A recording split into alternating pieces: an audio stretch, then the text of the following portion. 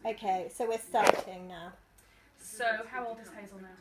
Hazel will be 6 weeks on Monday. Okay, so time, you're going to wanting to start the first bottle? Yeah, we've been exclusively breastfeeding, but we just expressed our first milk and keen to introduce bottle, but without disrupting the latch and disrupting her understanding of breast and this infusion and everything. Okay, so what we'll do now is we'll have a chat about paced bottle feeding or responsive bottle feeding, and we'll talk about some of the principles, and then we'll have a go. Hazel, what do you think about that? And see how we get on. Don't panic if today she doesn't respond really well to the bottle. That does not mean that will be the case forever. Okay. This is obviously an unusual environment. I'm weird, the lighting is weird. When you're at home and she's more relaxed, she might behave differently, so don't panic if she doesn't take the bottle now. Okay. But let's think about some of the principles of breastfeeding. Well, when a baby breastfeeds, they have a nice big wide gaping mouth. The tongue is down over the gum ridge, and they're using their tongue to do quite a lot of work on the breast. As they rise and fall the tongue, that changes the positive and negative pressure, which draws the milk out of the breast. Now with a bottle, we're not going to be able to do quite that same rise and fall of the tongue. Yeah. But let's at least have a go at getting to have her to have a nice big gaping mouth. Let's have a go at getting the tongue to be in the right position. Let's also try and give her a chance to control the flow. So if it's too forceful and quick, she might start to get stressed, she's more likely to reject the bottle, and also she might overfeed and take more than she needs to as well. So if we slow things down, if she's in charge, we're more likely to give her what she wants, and we're also less likely to get a windy, uncomfortable baby as well. Okay. So the bottle you've got, I'm not going to touch the bit which will go in her mouth, nice and wide. There are obviously lots of bottles on the market that have this kind of wide spacing. We're more likely to be able to get that big mouthful on the bottle than if we had a long, thin teat without much space on it. So what we're going to do, I'll give you that, Rob. We're going to, I'm not going to do the bottle feeding at all, by the way, you're going to be in charge of this, but let's just talk through some principles. We're going to ask her to show us she's interested. We're not going to shove it in. And breastfeeding babies aren't force-fed. You can't force a baby to breastfeed. You know, we put the nipple, nose to nipple, and they show the interest, and we respond to their interest. The same thing's true of bottle feeding as well. If we ram it in, we're more likely to get her saying, no, thank you very much. So we're going to do that nose to nipple with the bottle as well. See if we can stimulate a gape. Yeah. When we do get that nice wide gape, we're going to try and see if we can place the bottle on the tongue. And hopefully it'll be the tongue that's holding the bottle in place rather than tight lip muscles around the very, very end. Okay. Hopefully what we'll see is her bottom lip will be down there. It doesn't matter if her top lip's quite close to the teat, but on the other side, we ideally want her bottom lip quite close to down there. Okay. And we also then want her to stay reasonably upright, so it's not very, very tilted and gravity's not causing the milk to flow out. Now, obviously, as the bottle empties, we do want the hole to still be covered in milk, so we'll then need to tilt the bottle a little bit. It's harder with the smaller quantities to keep the teat completely full of milk, but it's only at the beginning. Maybe we'll be able to keep it completely horizontal, but let's not keep it tilted from the very beginning. So why don't you take that? Now, what temperature is the milk? Is it just cool at the moment? Yeah, just come out the fridge and then travel. So Yeah, for it's room been at room temperature. Yeah. Babies like milk at different temperatures. Some will like it warmer than others. We can just see what happens. If she really isn't happy, then you might find warming up the milk. She prefers it warmed up. It's very individual, so let's see. And also you'll probably find that when you've stored it in the fridge, it's separated into layers as well, and you might need just to give it a bit of a jiggle to go back together again. That's all really normal for breast milk. Okay.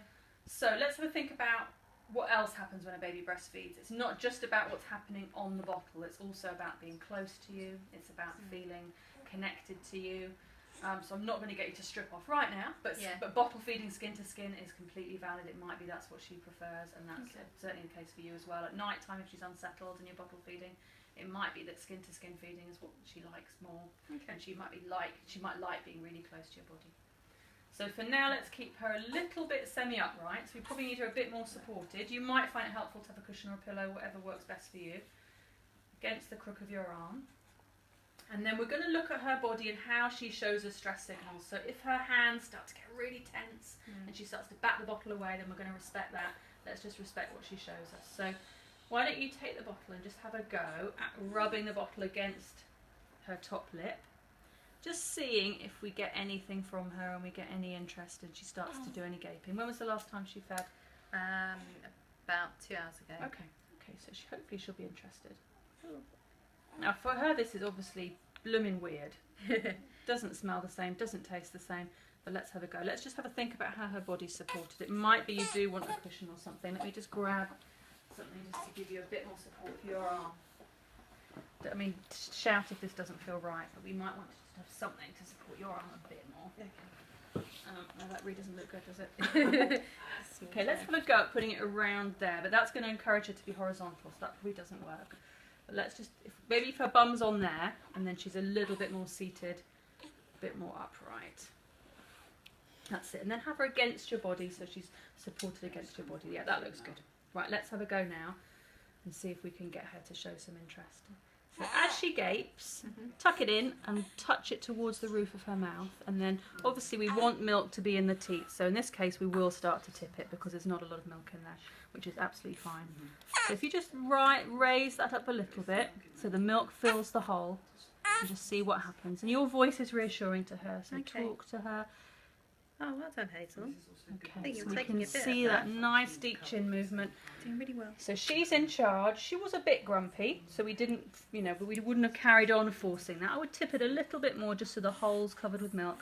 If she'd carried on being a bit distressed like that, I wouldn't have suggested that you carried on forcing it. But she seemed quite calm and quite happy. So, and that distress stopped quite quickly. So I think it's okay to carry on. We touched the teat against the roof of her mouth, and that triggered her sucking reflex. So if we look at her now, let's look at her face and see what she's telling us. We've got a little bit of eyebrow creasing. She might be saying this is a bit weird. But she's having a little bit of a play. And again, just tip it up a little bit more just so the milk's in the teat.